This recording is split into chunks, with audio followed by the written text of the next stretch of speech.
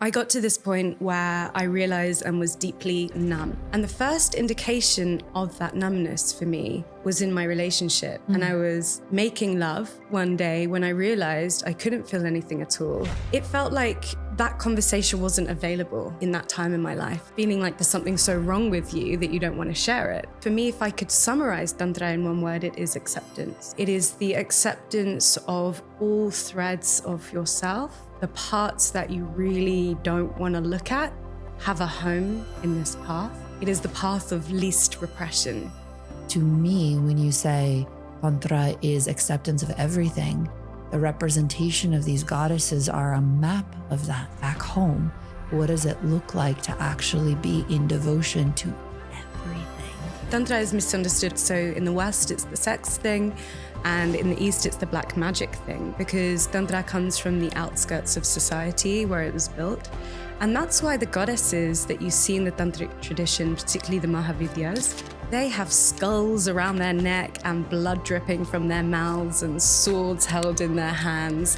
Like, they are love and darkness. And that's why they teach us to accept and love all the dark parts of ourselves. I'm Layla Martin. I'm your host of This Tantric Life.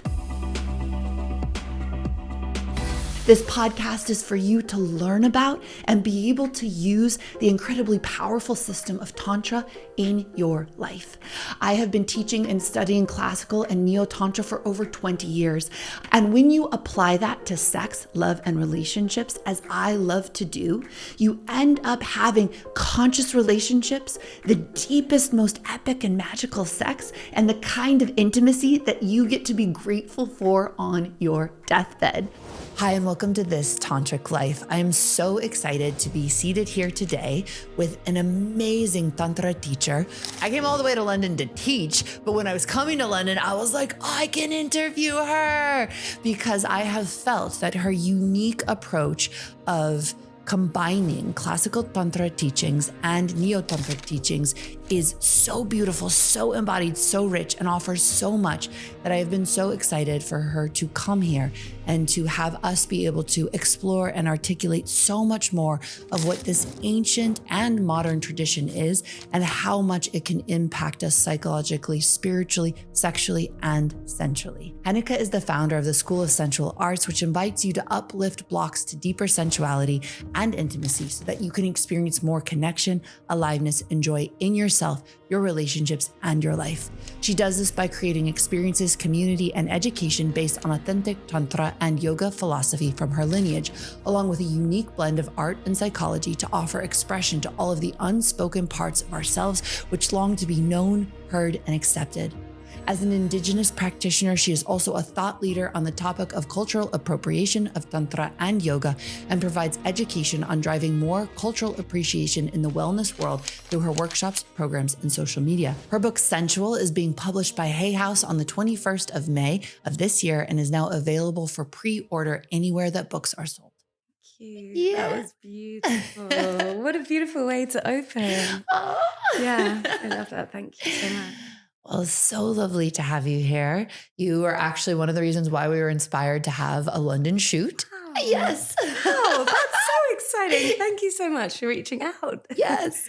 And I love how much you speak to and teach to the classical tantric traditions, and how much you also fuse that with what are called the neo-tantric traditions, right? And so I would love for us to drop into what are those traditions, what are the distinctions between the two, and what is so powerful about a blend of them, the way that you teach them. Yeah.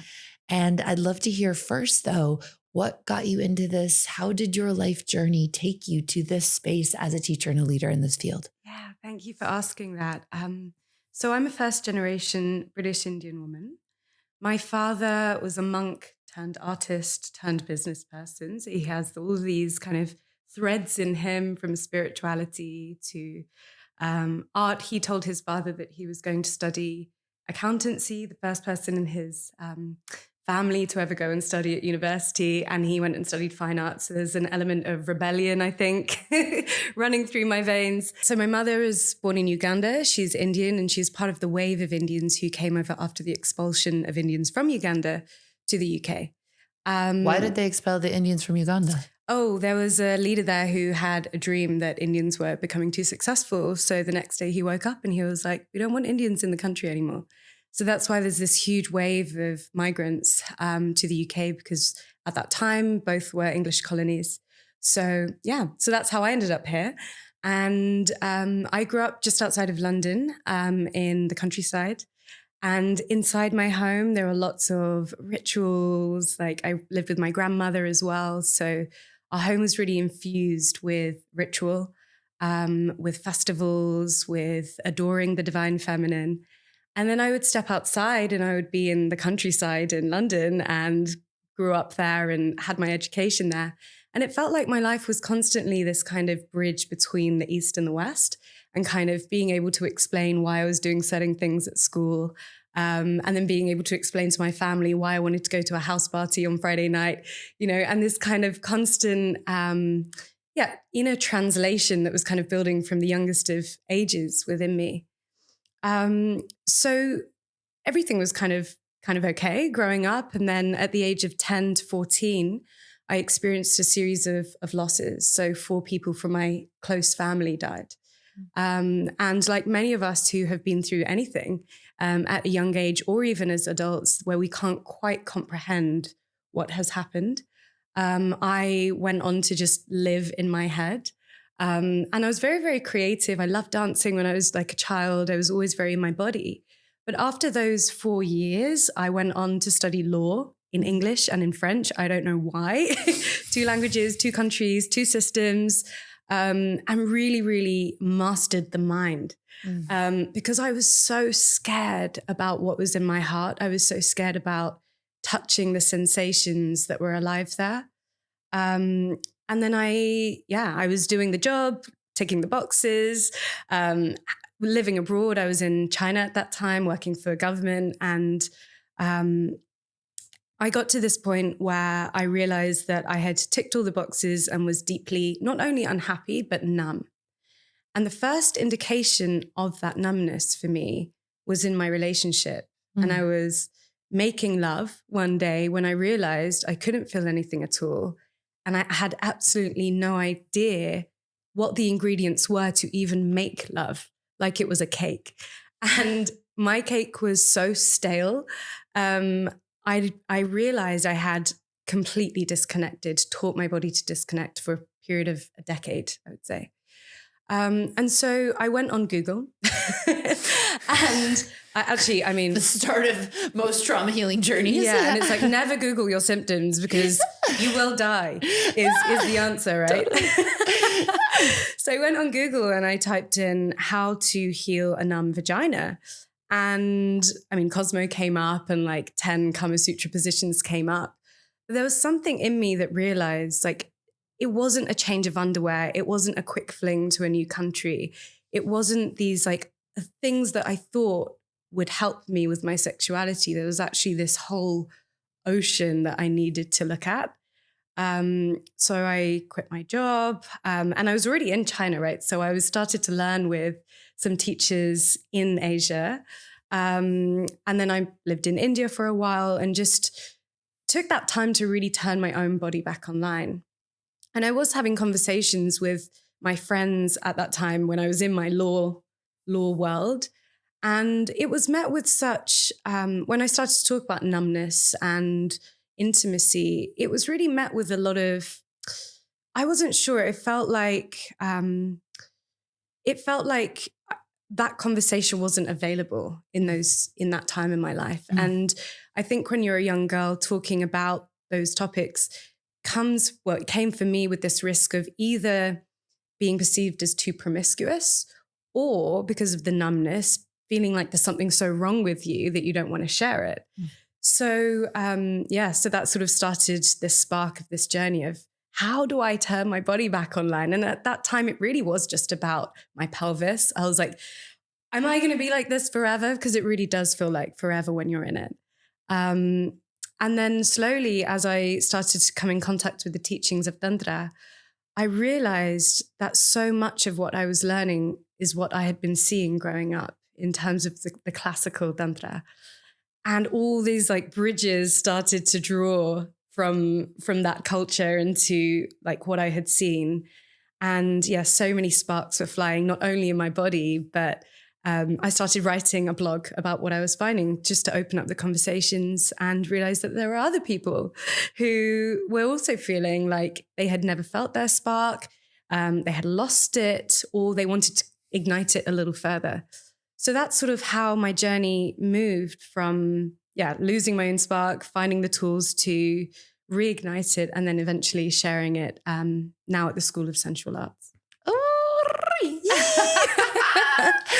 Well, let's talk first about classical tantra, right? And what it is and why it can be such a difficult tradition to articulate the answer to, right? Like I find what is tantra is one of the hardest questions to answer. Yeah. I also feel though, like if you were to ask people what is shamanism, and you could describe what it looks like, you could describe the practices, but it's not until you've sat an Aya ceremony with a true shaman that you understand. Like, and understand is a strange word. Maybe taste even just a little bit of the flavor and magic of what it is. So I just want to invite for everyone listening that no matter what we can say, there is a transmissive wisdom and activated consciousness through these lineages that no matter what we describe the practices as being or the philosophy as being, until you've tasted that, you don't fully know. Yeah, exactly that. And as someone who was totally operating from my neck, maybe not even my neck, like my chin, maybe not even my chin, my eyes upwards. When I first came to Tantra, I tried my best to intellectualize it, to read it like law, to find all the scriptures and to find the reasons why. Because when you grow up in Indian traditions, in Hindu traditions, there's this unquestioning faith, right? So you see the rituals happening. And then, I would ask my parents or my grandmother, why are we doing this? With the Western kind of inquiring mind. And they say like, Beta darling, this is what we've always done. And it's more like you do the practice, you feel the effect and you continue doing it. There's not so much space for the why. And yet, deep in my heart, I wanted to know why. Like I wanted to intellectualize it. So that's how I used to answer what is Tantra as well. I would say it came around in the 6th century and it came from this and that and this text. But as I have also deepened in my own practice, I've really felt that Tantra is such an individual experience and each practitioner will share their own version of how it has landed in their bodies and the transmissions that they have received from it. There are 64 different schools of Tantra, right? So you could go to 64 different avenues in which to access it, or your own within that.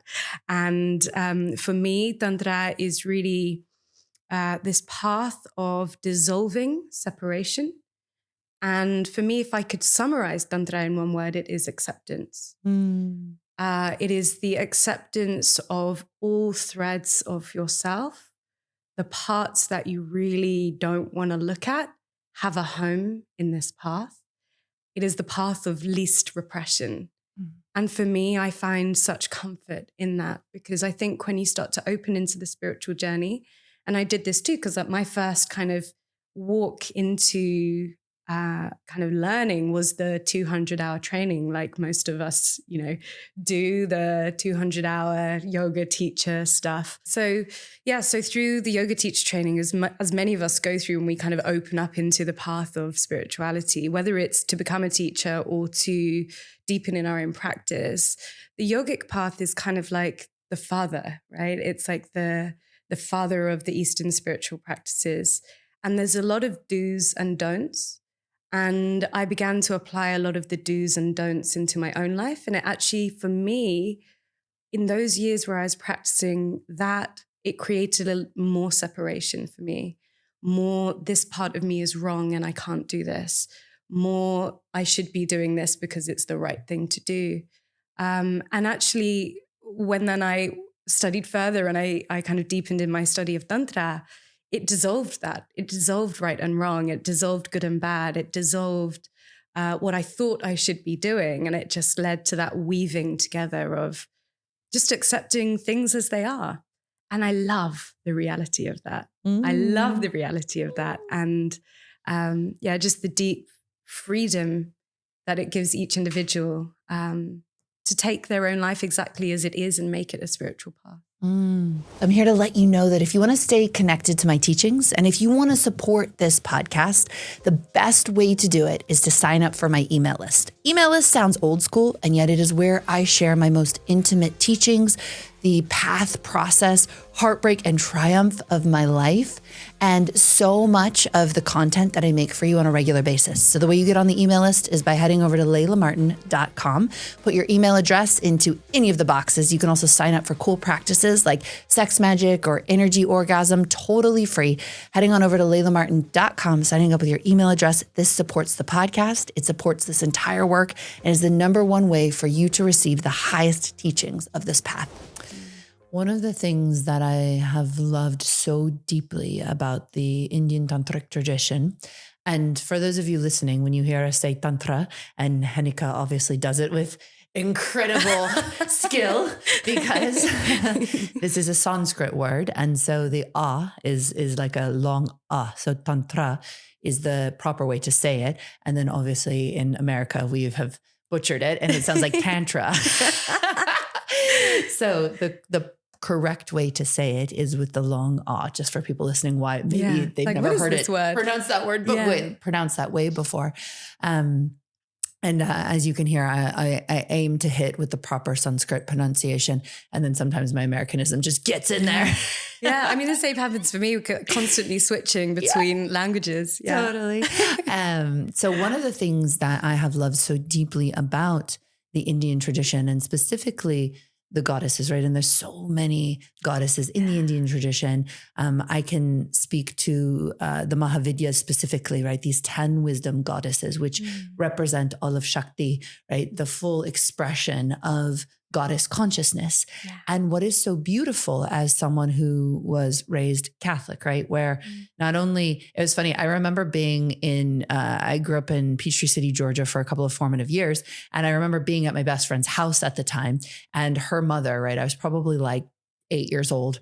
Her mother was like, honey, we're not Catholic. She was talking to my best friend, Tabitha. She was like, we're not Catholic. She was like, they worship Mother Mary, which is apostasy. I forget what that word is, like blasphemy, basically, to like even have a feminine image that you would, be in reverence to. Yeah. She was like, we are Presbyterian. They don't do the Mother Mary. Like the Catholics are like, not okay. So it was wild, even growing up, this idea that even Mother Mary was like offensive to certain strains of Christianity, in the deep South where we were at the time. And I have often, many of us have considered like, wow, what did that do to us to never have a feminine representation of God? But then even Mother Mary is just one aspect of the feminine, right? This divine, pure, motherly, unconditional love, right? This is one aspect. What's always been so beautiful to me about the tantric tradition and the Hindu tradition in terms of relationship to the goddess is that the goddesses are full spectrum life, right? And one of the teachings that has meant so much to me in understanding this is that they are all aspects of Kundalini activation, of spiritual activation through the human consciousness. So it's like Kali is the deeper unconscious material. And so when you first start having deeper Kundalini activation, it opens up the shadow realms of your psyche that you haven't wanted to face, that you haven't wanted to see, right? And even in the lower chakras, when Kundalini is activated, you get your tongue sticks out, right? When Kundalini moves through the second chakra, you're like, and you'll start doing all these mudras without realizing. And exactly. So you have this spectrum of not just femininity, but expression of what God can be. And it's not just the pure and the sublime. It's not just the sattvic, right? It's actually to use the gunas, right? You have tamasic forms of God, heavy, shadow-based, intense, right? Darkness in a way, but it can be so incredibly divine, so beautiful, such a profound teacher. Yeah.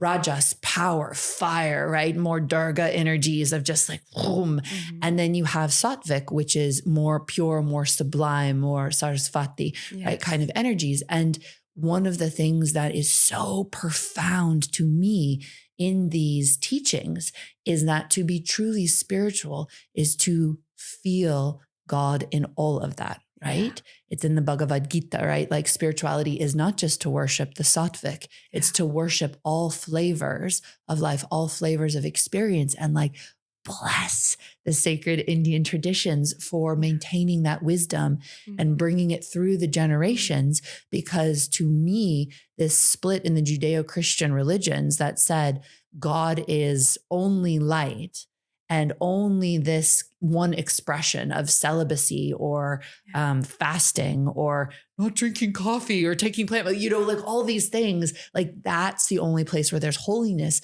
to me produced an incredible fracturing and alienation within ourselves from ourselves. And that split created so much of the unhealthiness that we see today in human psychology and in human behavior. So to me, Tantra is actually this wisdom tradition that can invite people back home to themselves, to a level of wholeness that is beyond what most of us can even imagine.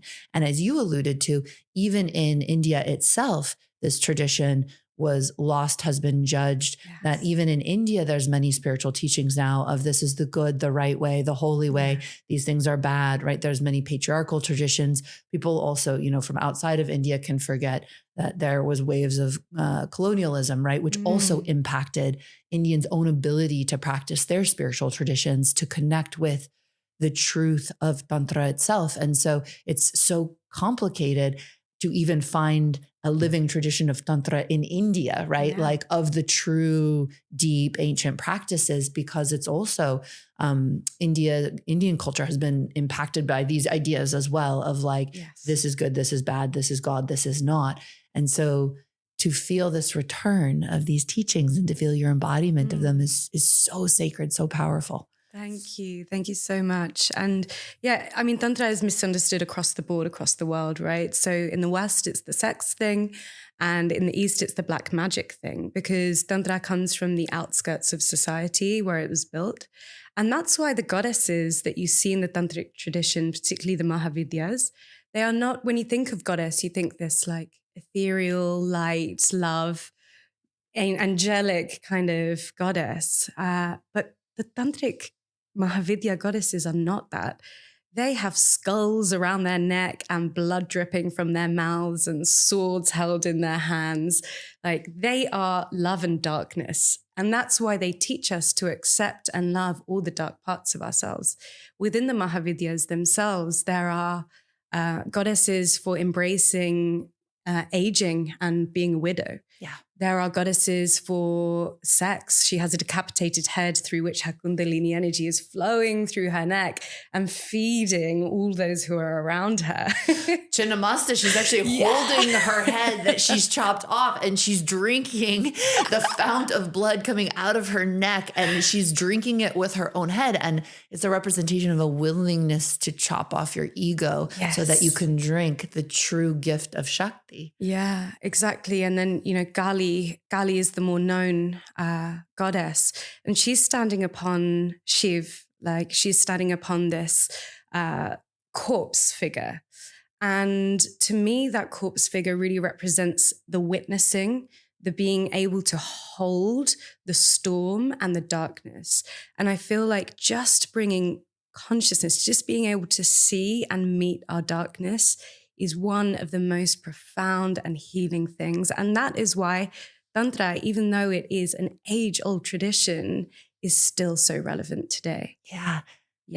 The goddess that you were referring to with the blood coming off her fangs, right? Dhumavati. Yeah. And she's a crone, right? She's like in her 80s or 90s, and you worship her in an impure state in graveyards. Exactly. And she's got fangs. And what's so beautiful about that, as you're discussing, is it teaches you to have devotion for aging, for death, for women who have gotten to a state of no longer giving a fuck, right?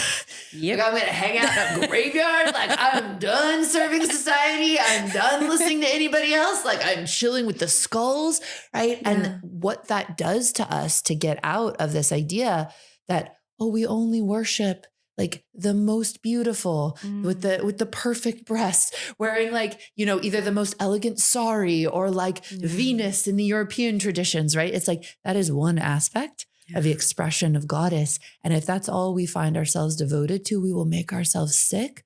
But more than that, I feel like that can only engender a certain bitterness because in some ways it makes us associate goddess with only like this one form of beauty or this one form of, you know, expression of body or expression of goodness of life, like Lakshmi in some ways. Yeah. If we don't worship the goddess who also breaks our heart, who also ends our lives, who also ages us, right? We will lose our devotion in all the multifaceted aspects of life. And so to me, when you say Tantra is acceptance of everything, the representation of these goddesses are a map of that back home. What does it look like to actually be in devotion to everything? Yeah, exactly. And it's amazing because, you know, you see goddesses with this multiplicity of faces sometimes. And it really shows us that we have a multiplicity of internal faces that we wear in different aspects of our lives, but also in different groups, and to be with and to love and to accept all of those exactly as they are. The beautiful thing about today when we are filming is it is the beginning of a time called Chaitra Navratri. So Nov means 9 and Ratri is the night. And this is a festival which comes around 4 times a year, right? And today is the first day of the secret Navratri, like the one that is lesser known. And these 9 nights are devoted to the goddess and the 9 different forms of the goddess. You know, the first 3 days are all about self-determination and power and discipline, like being disciplined in owning who you are and what you're going to do for the next 9 days. The next ones are about self-love and happiness and acceptance. And then the final 3 are around the idea of the transformation that you gain through 9 nights of devoting yourself to a particular practice. So for me growing up, so I'm making all of these links. So when I was growing up, we would go to this festival called Garba. And Garba means womb in Sanskrit. And it was basically a massive hall. And you'd enter and there would be people dancing in this kind of meditative, repetitive movement for hours. We would dance like this in this repetitive movement. And as you repeat movement, it becomes a trance. And later on, as I've studied more and more, I realized Garba means womb. And all of that is a representation, almost like a kaleidoscope. If you look at it from above, with the center being Durga or goddess, it's an image of a womb. And the way that you pound your feet against the floor in that dance evokes Kundalini Shakti because your feet are like the wings of your pelvis, right? So Navratri comes every time the season changes. So it's like at the turn of every season, there is this invitation to connect with the 9 forms of Durga. And there's this invitation to charge up your Kundalini Shakti for the year ahead or for the season ahead, because the change of seasons, you'll often hear sneezing and, and you'll often hear, you know, just more illnesses come around. And this is where like the sister sciences come in. This is where Tantra, when it's been transported into different lands, and yoga has been transported into different lands, and Ayurveda, the science of life, has been transported into different lands, they have separated. But actually, when they were formed, they're formed as sister sciences. So they're so beautifully interweave and, just support each other when they are practiced together. So it's beautiful to be sharing this first day with you, because this is the day of self-determination. Also with the solar eclipse, like what a powerful time to unite in this wisdom of Tantra. Like Nothing is an accident. Yeah, exactly. So this can be quite a ferocious point of discussion among tantrikas, which is what role does sexuality play in the teachings, right? And you referenced there's a misunderstanding in the West about it overly being about sex. And also, as we heard in your story, part of your journey was through sexuality. So can you share a little bit about that? Yeah, absolutely. I think where Tantra is misunderstood to be just about sex is because it is this path of deep acceptance. It sees that our sexual energy is one of the most powerful energies out there, right? We don't need to study it or have sat in a cave to understand that it is one of the most encapsulating energies that a human being can experience. So powerful, it can create life.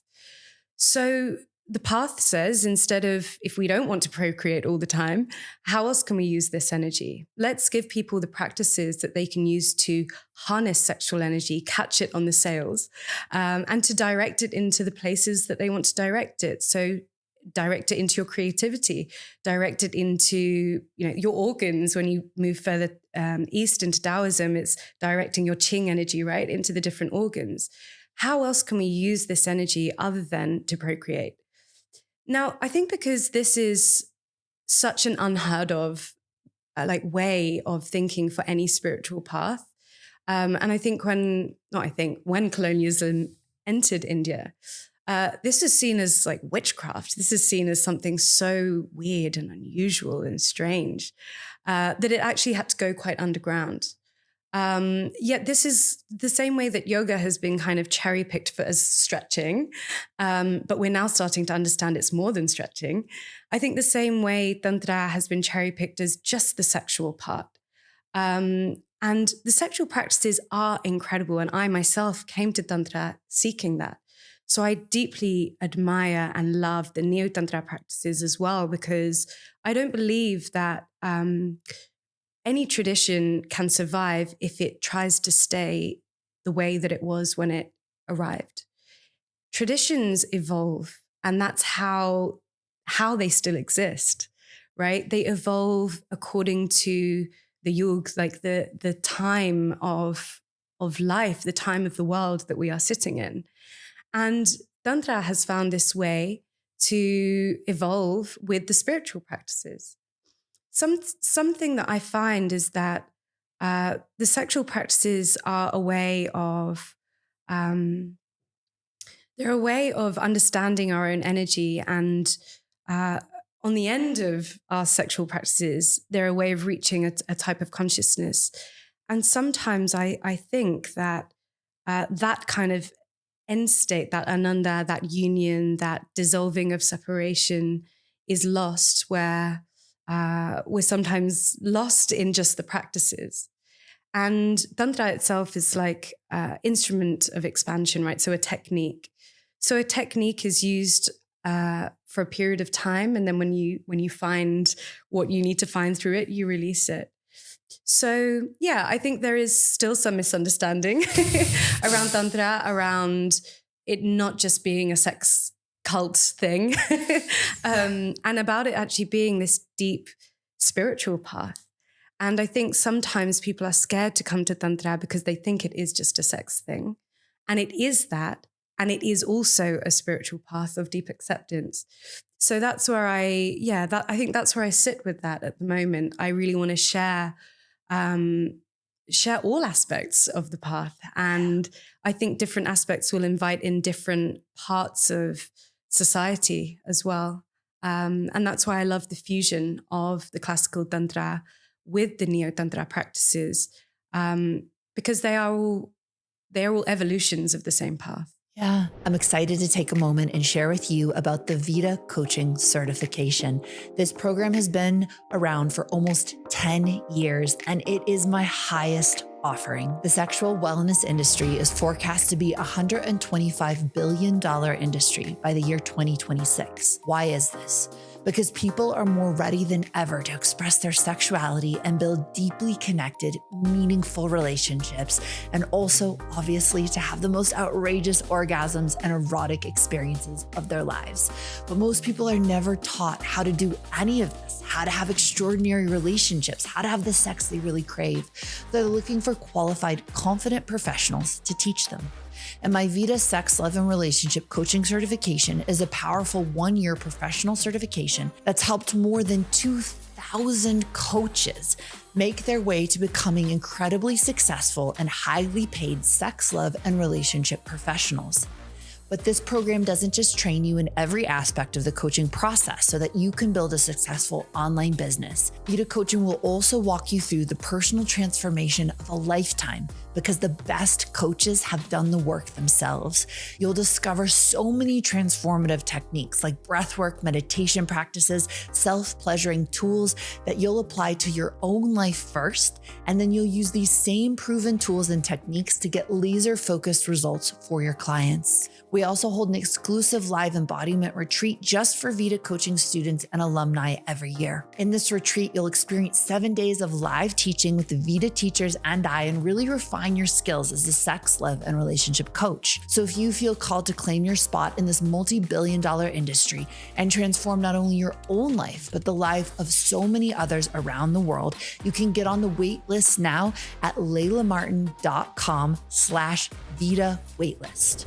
Well, part of the wisdom that I've understood from the ancient traditions is when you look at brain scans of people meditating or in deep states of orgasm, they can be indistinguishable, right? The same things that are happening when we're meditating, of parts of the brain go quiet, other parts of the brain are lighting up and talking to each other.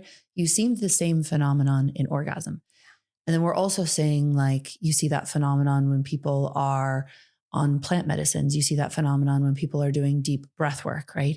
And so what was magical about, and as you said, there's 64 different lineages. So also when we say Tantra, it's like, well, which one? But there is this core teaching of anything can be a portal to God realization if you know how to use it. And so this embrace of, instead of saying, well, meditation is the right and proper way, right? Only fire ceremony or like puja with like the correct pronunciation of every Sanskrit, like consonant and vowel and things like that will get you to God. The Tantrikas were, as you said, on the outside of some of that Vedic tradition that was very ritualistic and very prescriptive of only this way. Right. And what people forget sometimes is that the Vedic practitioners came from a very warlike, very hierarchical society.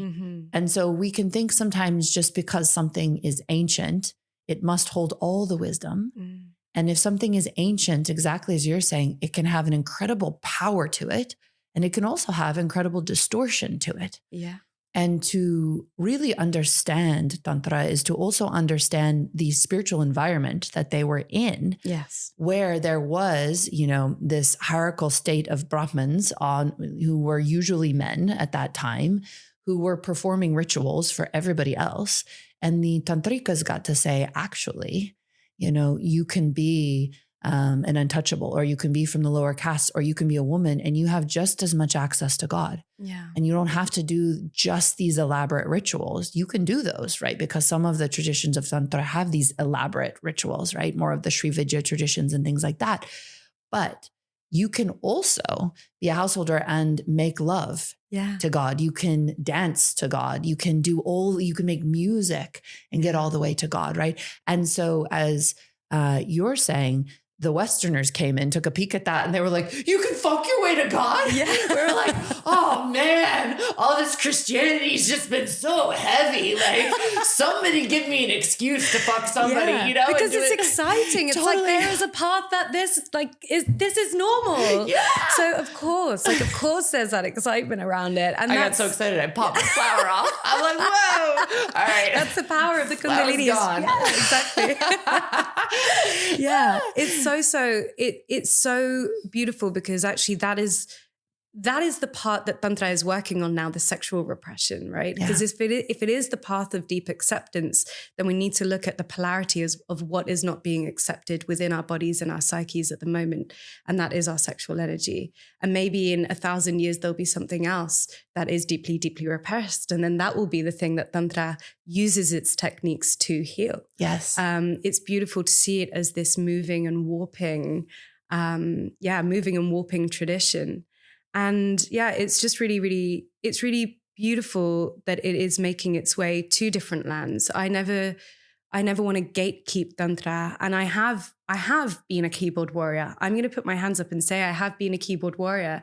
And then I realized actually, this is actually creating more separation. If I try to say this is the way that Tantra should be expressed, who am I to say that? And then also it's creating separation for those who are listening and the other people who may be sharing these practices. That's not what I want to do. Like, I love each and every way that Tantra has weaved its way into the lives of people who practice it and people who teach it. And I love that space for us all, that common mission that we are all sharing when we share this path. Yeah. Yeah. I've also I've understood from various different perspectives, right? That if you know classical Tantra and you have been in rapturous union with a mantra or in a hatha yoga practice, right? And there's someone out there being like, Tantra is like a great hand job. Mm-hmm. Like, it could be like, I understand people wanting to protect the awareness of the majesty of this tradition and the depth, right? To me, it is one of the most profound sciences of human awakening. And I'm just going to say what I really think. I think it is the tradition that is the answer for so much of what is sick and wrong and lost in humanity. Like, I have insane reverence for it, like just so much devotion for it, how beautiful and profound and deep it is. And I think sometimes people get very obsessed with there being one right way to do it. And that they forget that even within the tradition itself, right, you have these very left-handed paths that will do rituals with menstrual blood and semen, right? Yeah. And worship in graveyards. And then you have like more of the traditionalists being like, no. Like, there's these proper ways to get to God and things like that. And so sometimes this, to me, Tantra is not just about sex, comes from a more shamey, judgmental, and subtly sex is still wrong or lower, right? Because to me, sex is the active form of meditation and meditation is the still form of sex. Yeah. And so really it's not what practice are you doing, it's what intention do you have? Yeah. And similar to what you're saying, I really came to a realization where I was like, I love these very deep practices and rituals. Like, I love Sanskrit. Like, I love reading ancient texts, right? But I cannot shame anyone who wants to touch God in their own way. Yeah. If all someone ever does is a downward dog, but they feel more connected, like, I'm not going to sit there and be like, well, you don't know what real pranayama is. You know, like, there's a kind of spiritual ego in that as well. So it's like, what does it look like to remove the spiritual ego of all of the ways that traditions permeate the world? Yeah. And in every spiritual tradition, there's like a chunk of people who are getting it and like a huge chunk of people who are missing the point. But I really appreciate traditions where the people who are missing the point are still having a great time. Yeah. Because you can be in a tradition where you're missing the point and you're all like bound and not eating and like suffering or whatever. You could be missing the point and having a cosmic orgasm. Yeah. And so I think there's a real beauty to that, like such a deep beauty. And to me as well, it's like, nothing happens without the goddess's blessing. And like, to somehow act like things are happening that are not at the will of her is to kind of miss the point. And I've sometimes felt like the ancient tantrikas laughing, at this most ancient, most potent, most incredible tradition, like also being in like the back page ad of like a Craigslist, like come experience Tantra, like, in an expensive like cock massage. And Yeah, because there's a cosmic joke exactly in it. that is how Shakti is expressing herself. Each and every interaction we have, each and every way Tantra is manifesting is exactly the way that Shakti, the goddess, wants to express itself. And, that's why we have to really look at the deep repression of sexual energy that is happening in India. Because as soon as you say something is right, it means something else is wrong. And then we're moving into polarity. We're forgetting the teachings that are trying to get us away from this separation and dissolve us into just Shakti is expressing herself exactly how she wants to.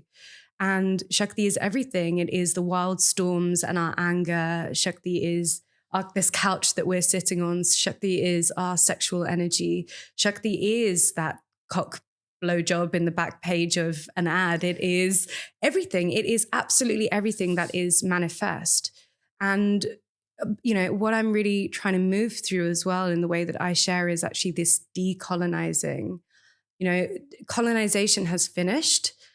But the way that colonization still lives in the hearts and the traditions and the minds of the lands in which colonizers have been in are still so pertinent. So there's still this idea of right and wrong. And so an example that I love to give is the sari, for example, this beautiful 6-yard cloth that Indian women wrap around themselves. Before colonization, the sari was worn without a blouse piece. So breasts were bare and free. And we all know how good that feels. We all know how good that feels, right? Free the nipple. Right. We all know that's a good way to breathe. That's actually how these practices work the best, when you can breathe into your breasts and your lungs. And a physical, like if you look at, the fashion, the history of fashion that then happened, this is around the Victorian period. So someone who was the wife of one of the first kind of colonels who was allowed in, Indian colonels that was allowed into British society and, the clubs that were in India at that time. She tried to get into one of the members' clubs to kind of socialize with the wives, and she wasn't allowed in because she wasn't wearing a blouse piece. Like, she didn't have her back and her chest. Her breasts were covered, but her back and her chest weren't.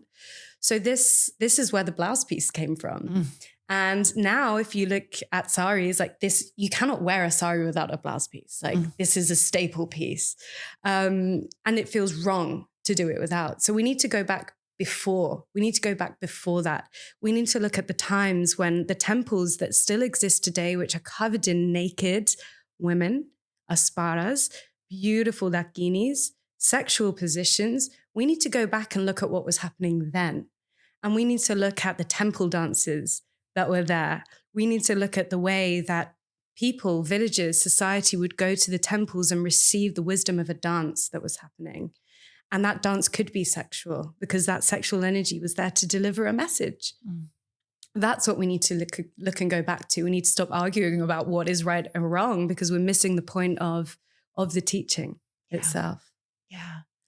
And something I've been really fascinated about, I'm so excited to get to talk to you about all of this because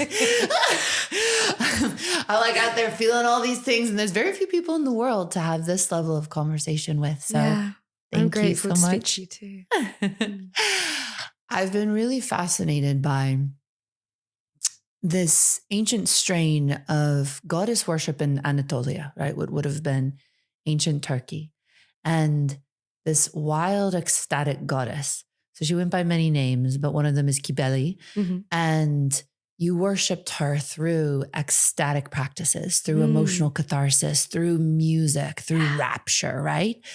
And her practices spread all through Europe, and they gave rise to basically everywhere that the settlers of Anatolia went, you see some of the great high priestess traditions of Europe. So they went to Crete, they went to many of the caves around the Mediterranean and fed some of this ecstatic worship that then showed up in the Eleusinian mysteries in Greece and all in many, many places. Those same worship traditions moved through Persia. And the word magic comes from magi, which were the great teachers in Persia. And they were some of the masters of astronomy and early divination techniques and energy magic and things like that. And what's interesting is in sort of the more ancient streams of Indian practice, like not just pre-British colonization, but even pre whoever the people were who swept in and brought many of the Vedic teachings, the very ancient Indian teachings of worship of Parvati, a mountain goddess, right? And she's married to Shiva, the wild one. And you find a similar god quality in Dionysus or Pan in Europe. Yeah. So there's one of the things we can forget in all of this as well is even farther back than the patriarchal traditions that wrote everything down, that taught us the right way to worship, were even more primordially ancient practices. Yeah. That when I really tap into those strains and even what is written about them were life affirming, body affirming, eros affirming traditions and emotion, like affirming of emotions. And so to me, Tantra is one of the only traditions that came down for thousands of years that was not fully destroyed, that retained some of that extraordinarily ancient wisdom of human brilliance. And you can give too much credence to ancient teachings, right? Like what it's always here and now at the same time. So there's these like ancient impulses.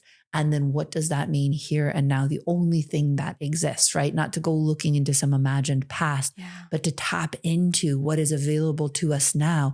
And I do feel right now that there is this zeitgeist on the planet where people are waking back up to this original heartbeat of mystical connection that goes so far beyond so many of the repressive, dehumanizing teachings that we've been fed and taught, like that is the only way to God.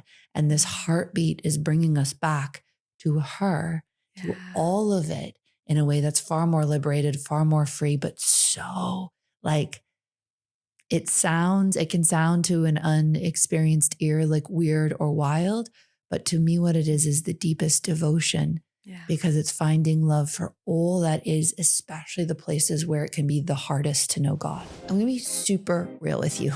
I realized that the number one thing I want in my life is to feel good.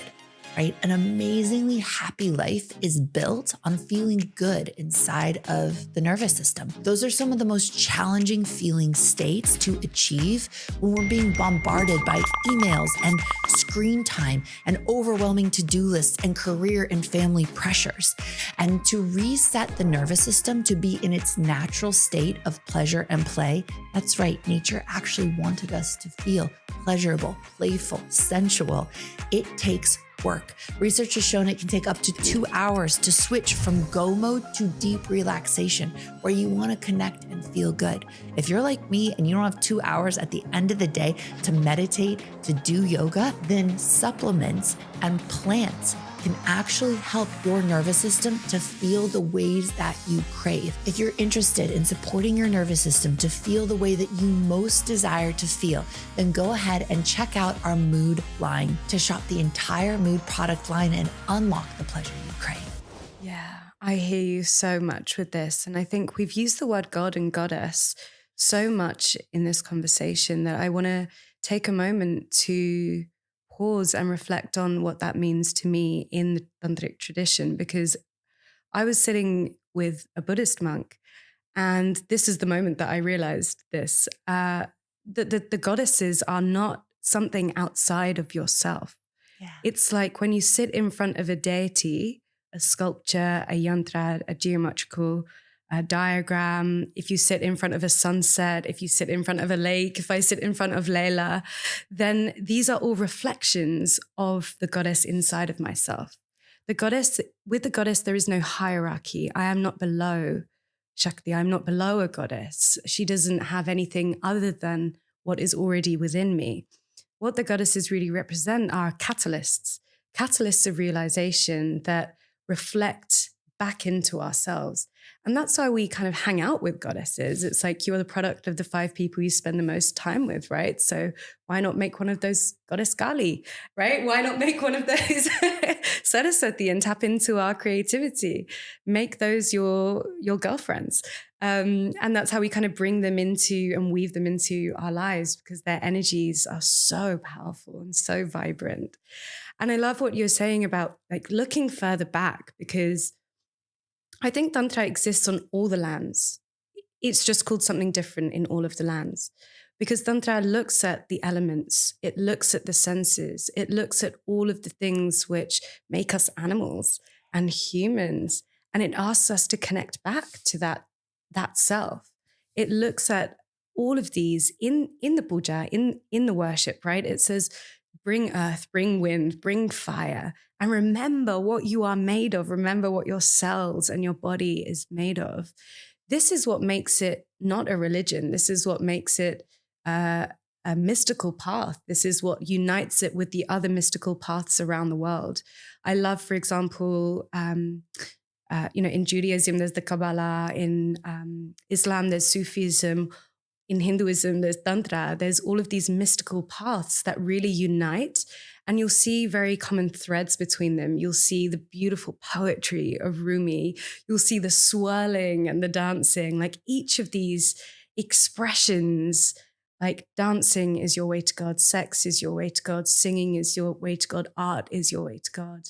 Art is your way to yourself. And that is just beauty. There's so much beauty in that, because it is expression.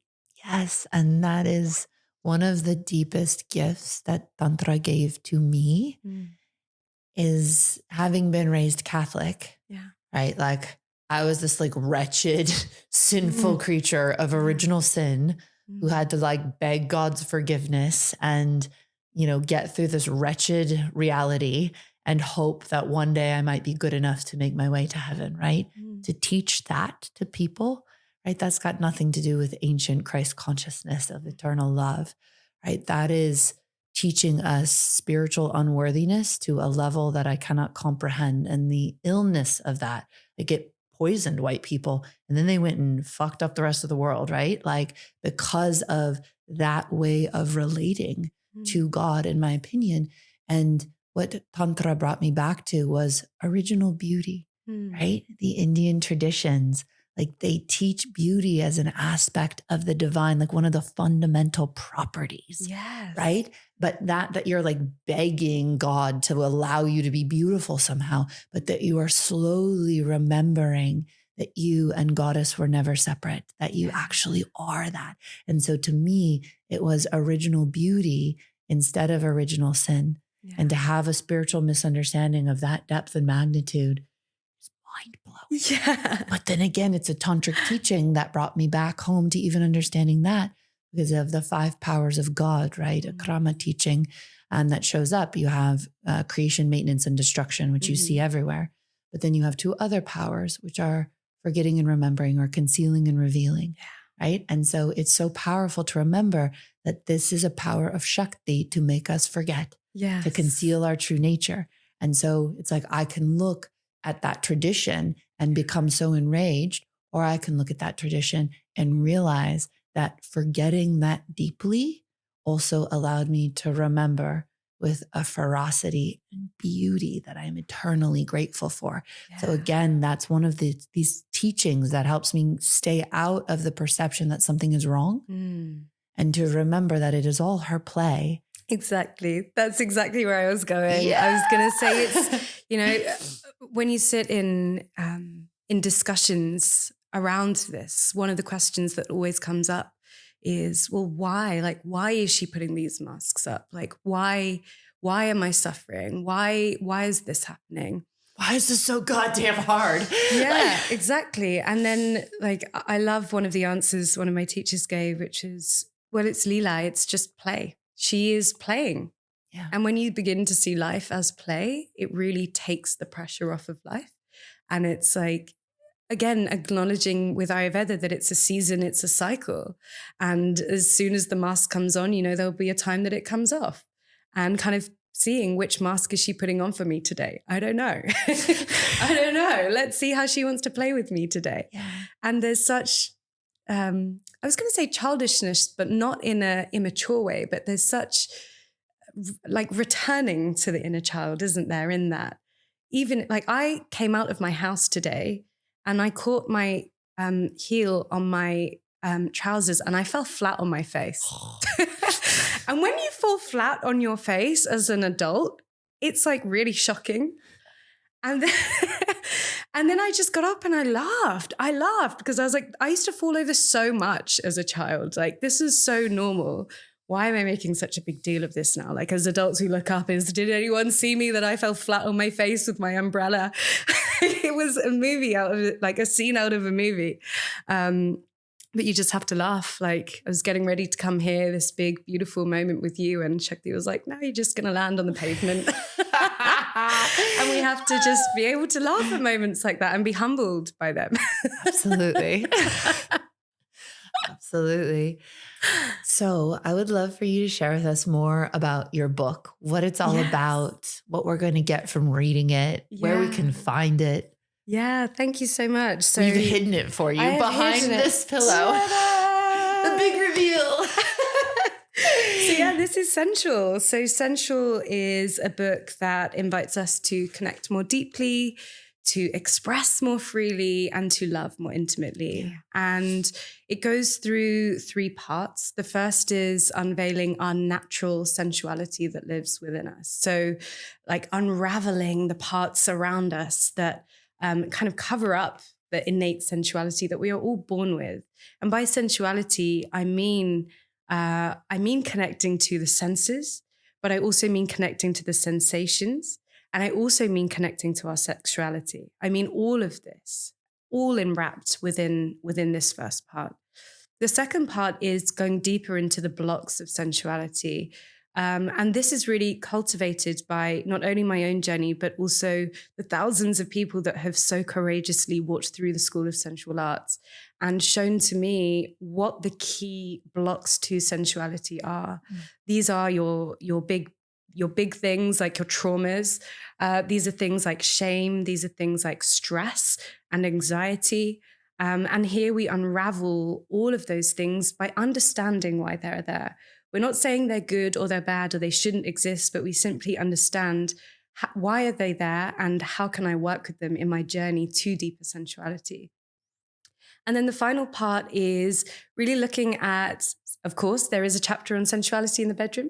And there is also chapters on sensuality as your creative energy and how we can use our sensuality as our manifesting potential and how else we can use our sensuality in the bedroom and outside of it. So that is Sensual. Yeah, it's out on May 21st and available for pre-order now. And where can people pre-order it? Where's the best place to do that? Yeah, sure. So you can pre-order it on Barnes & Noble. You can pre-order it on Amazon, Booktopia, wherever you are in the world. There'll probably be a store that houses it. Yeah. And if you don't know where to find it, just come over onto my website and you can pre-order there and get some goodies too. Amazing. Yeah. Thank you so much for being here. And aside from buying the book, where else can people connect with you, follow you, stay with you? Amazing. So I'm often myth busting over on my Instagram. So that is henika.x, HENIKA.x. And you can find our School of Sensual Arts community, tantric date nights for couples, tantra yoga all through the week. And a beautiful space to find community within that at the School of Sensual Arts, schoolofsensualarts.co.uk. Amazing. Thank you so much for bringing this exquisite work into the world, for merging the ancient and the modern so beautifully, so seamlessly. Thank you for sharing your wisdom today. It was like nourishment to my soul, and it was such a pleasure to have you here. Thank you so much for having me. Thank you for listening to this Tantric Life. I am Layla Martin. This is the home for the realest conversations about sex, spirituality, polarity, conscious relationships, and all kinds of topics that help us live the absolute most incredible lives. Please check out the next episode. Please go ahead and leave your rating and review on Spotify or Apple or YouTube. It's so helpful when you do that. If you want to stay connected to me, the most helpful, supportive thing you can do is to head over to laylamartin.com, sign up with your email address. That connects you to me if you want to study deeper with me, if you want to receive my deeper teachings. I do it predominantly via email. Finally, you can check me out on Instagram at @TheLaylaMartin. And thank you so much for being here.